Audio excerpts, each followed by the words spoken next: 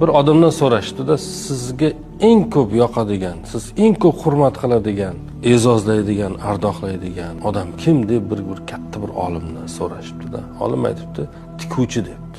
So'raganlar aytibdi, endi atrofingizda shuncha sizga yaqin odamlar bor. Martabalarda, mol-mulkda, davlatda, bilimda siz darajangizga yetadigan qancha odamlar bor. Siz bo'lsa ularning ichida birortasini tanlamasdan tikuvchini aytyapsiz. Buni bir sababi bormi desa, albatta bor debdi. Nima sababi bor? Men har doim ustimga kiyim tiktirgani tikuvchiga borsam, u har safar meni bo'yimni boshqatdan o'lchaydi.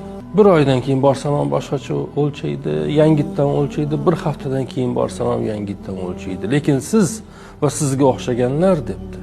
Men haqimda bir xulosaga kelib olasiz-da, umringizni oxirigacha shu xulosangizda qotib turib olasiz.